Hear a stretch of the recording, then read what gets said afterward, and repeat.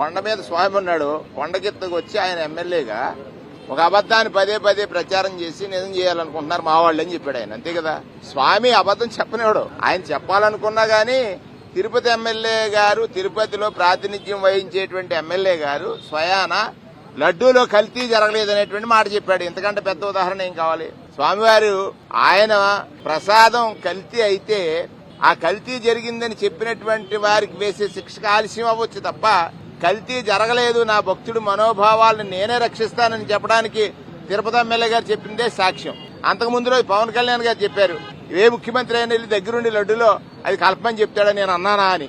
ఆయన గారు చెప్పాడు, నెక్స్ట్ డే మాట మార్చాడు. ఇది ఎవరి కోసం చేస్తున్నారని చూసినట్లయితే వాస్తవాలు ప్రజలకు తెలిసిపోయాయని దానిని మళ్ళీ ఏదో లాగన వాళ్ళ పక్కకి అంటే ప్రజల దృష్టిని కన్ఫ్యూజ్ చేయాలి. సబ్జెక్ట్ లేనప్పుడు కన్ఫ్యూజనే చేస్తారు కదా. నేను మరొకసారి చెప్తున్నాను, ఒకవేళ చంద్రబాబు నాయుడు గారు ఎవరికి చూపించాలనుకున్నాడు?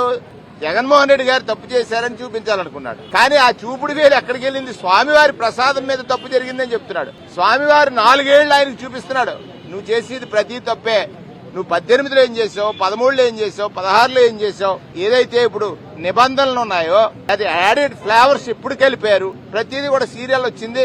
కాబట్టి స్వామివారే నిజం చెప్పించాడు ఆ ఎమ్మెల్యే గారి చేత. అది ఒక్కటి చూసుకుంటే సరిపోద్ది.